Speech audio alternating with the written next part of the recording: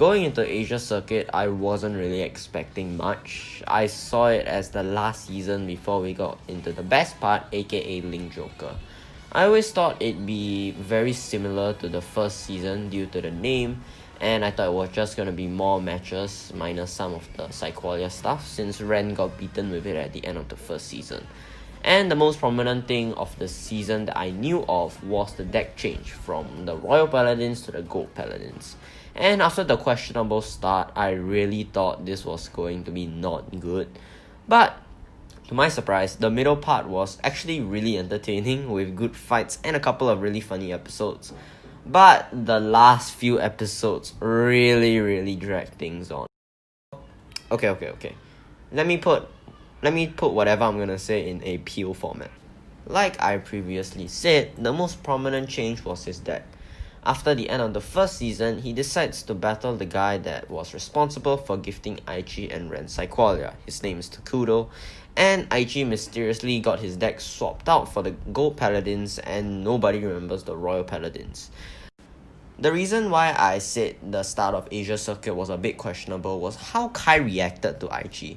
Oh yeah, Kagero and Shadow Paladins got yoinked too, so Kai got one of the new decks, Narukami, and Ren uses Gold Paladins as well. Anyways, the problem I had with Kai was how indifferent he was when Aichi told him about his situation. He blames Aichi for not having the confidence that he had when he was using Royal Paladins, and on how he didn't think Aichi was the type that blamed his problems on his deck.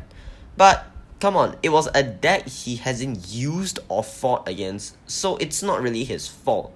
Like, okay, if he was using a deck that he has previously faced off against a lot of times, like maybe Kagero, Nova Grapplers, maybe I can side with Kai.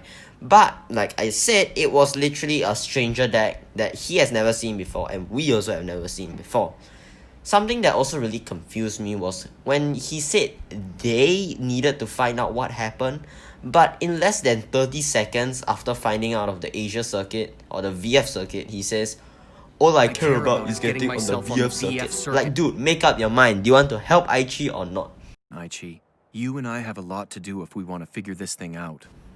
Now, I think having Aichi adapt to a new deck is a pretty banging concept, and the introduction of Limit Break is also a neat feature, but Kai's inconsistency is way too much in the first episode. But after that, I felt like the episodes really picked up steam, specifically when they reached Singapore.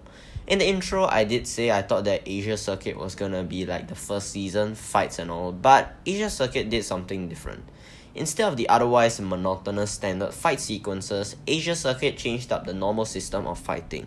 In the VF Circuit, or basically the Asia Circuit, the team travels to different countries to fight: Singapore, Seoul, Hong Kong, and Japan. In Singapore, instead of going in turns, all of Q4 fought at once. In Seoul, they had special conditions like doing a drive check for rear guards, and in Hong Kong, they had a tag team sort of fight. I appreciate the writers trying to shake up the way they play, and I'm glad to say that they succeeded. In the Singapore fight, I was worried not all members will get enough screen time, but to my surprise, they actually did a good job on not focusing too much on one fight or skipping over too much over another fight.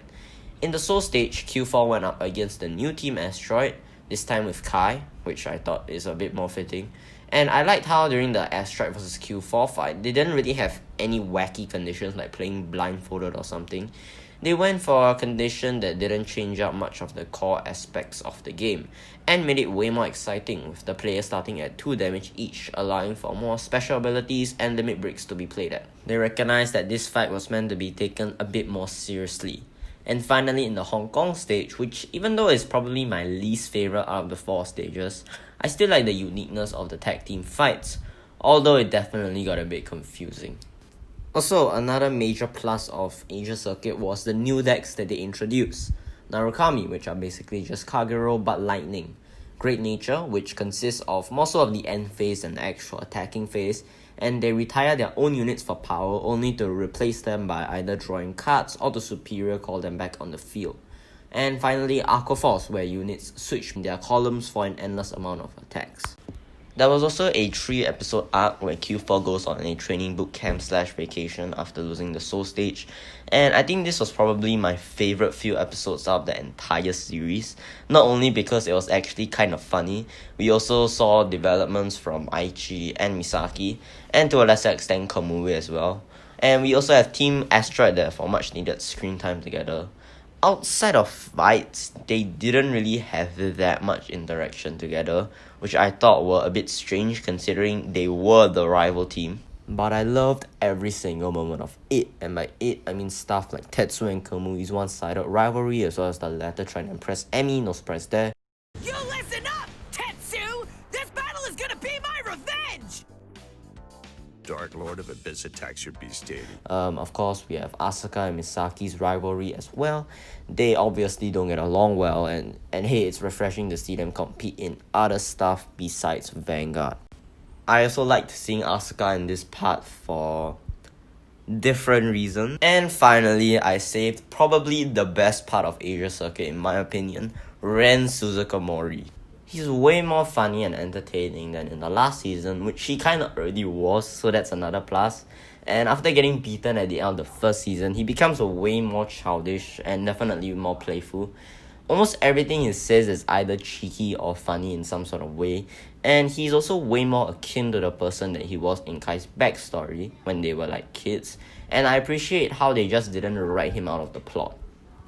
In the card fights that he was in, instead of Psycholia, he's way more energetic than he is normally, and I liked how in every instant that we see him playing, he always has a smile on, showing that he actually really enjoys playing the game, again akin to the person that he was in Kai's backstory. He also helped Misaki and Aichi help to fix their deck, giving actually good insights to help Misaki to break out of the deck that she clinged on for most of the series, which was the Tsukuyomi deck, and encouraged her to play a different series of the Oracle Think Tank, which was the Battle Witches. He also branches out and tries different decks, which again is different from how he got so much power from the Shadow Paladins in the first season. It's the most evident when literally in the finals of the Soul Stage, he switches from the Gold Paladins to the Dark Irregulars, which plays into the advice he gave to Misaki. Once you use different decks, you can better appreciate and see the strengths of your own, which I think is something that no other character in the show does, giving actual good advice. So it was all looking up from there. We just concluded the island arc. We had a pretty banging Japan stage with Kamui using his Razor deck, Misaki using her Battle Witches deck, Aichi using his whatever deck, probably with Ezel or something. And so yeah, it was all looking up. That what could have possibly stopped this ending? Wait, no way. Ah! The ending. Oh my god, the ending. This really dragged Asia Circuit on for me, and it took me like 3 days to finish the last few episodes. So let's discuss why I feel this way. At the end of the final stage of the Asia Circuit, Q4 wins the final spot and joins up with Team SIT Genius, Team Asteroid and Team Dreadnought at Takudo's Tower. They get transported to create the Vanguard universe to fight the big bad evil that's been plaguing the Vanguard world. Before they can do whatever they need to do, Leon, turns out to be the twist villain and fights everybody to restore his family's forgotten name, but ultimately loses to Aichi. Let's talk about Leon. I like Leon. I think he's a pretty okay character. He used the first deck that I ever used, which is Aqua Force, and the fights that he had were pretty okay and cool. And, he has cool hair. Okay, I'ma just say it. Leon was probably the main reason why I felt the ending was like overtime in Overwatch. He just isn't that compelling as the twist villain of Asia Circuit. Compared to Ren, which I think is a textbook antagonist, he doesn't have that much history with Aichi, he isn't as threatening as Ren, and he barely has any parallels with the protagonist, which is Aichi, apart from the fact that they both lost their deck, which is not strong enough for me to be invested between the two of them. Okay, how about Ren? What makes him such a good villain? Well, number one, parallels. He and Aichi both saw Vanguard as a way to get stronger. They both met Kai and had some sort of rivalry together. And they both developed Psycholia and became edgy, and they both have the exact same card, except one is more dark and edgy than the other. Obviously, the writers had the intention for Ren, and I'm not saying Leon needs to be Ren number 2, and that he can try out his own things to be the big bad of the series. But it did not work out for me, if you can't tell. We found out that it was him who was responsible for the missing clans, and that he made a deal with the Void, which is like the bad of the Vanguard world, to restore his family's forgotten or stolen or whatever Vanguard clan, which was the Aqua Force. Kai faces off against Leon but loses, and Aichi comes along, ends up defeating him with the help of Blaster Blade Spirit, and everybody becomes happy again, and Leon becomes good. Whoa! How would I, who has only done one proper review, which is this one, fix this to make the ending a bit better? Well, instead of simply making the deal with the Void and automatically getting his clan black, his clan back and sacrificing the other clans, why not have the Royal Paladins, Shadow Paladins, and Kagero be the one that caused the disappearance of the Aqua Force? Afterwards, Leon makes the deal with the Void and sacrifices the other decks to get his own one back. And after that, once meeting Kyren and Aichi, he realizes that they are like the true wielders of the clan that caused the Aqua Force to disappear or something. And hence, you can make the fight way more personal. And this would solve the problem of the otherwise not that really personal or connected fight between the protagonist and the antagonist. Anyways, I will say not all parts of the finale were bad. Number 1, I liked how Aichi defeated Leon using Psycholia, something that he almost never used in the circuit. And Aichi has also grown to be able to safely harness the power of Psycholia and not let it consume him like it did in the first season. Seeing Blaster Blade Spirit was also cool, and yeah, that's it. So, that's it for Asia Circuit, and the end of my first 10-page review of an anime that I think deserves at least a bit more attention. I enjoyed writing this review, and next episode, depending on how well this video does, I'll make one on Link Joker. But to be honest, I think I'll make one anyway, because I actually really want to talk about. Anyways, thanks for watching. See ya, noobs. Pain all night. Lucky for you, that's what I like. And that's what I like it. Lucky for you, that's what I like it. That's what I like. Set by the fire at night. Silk sheets and diamonds all night. Lucky for you, that's what I like. That's what I like. Lucky for you, that's what I like. That's what I like. Oh my god.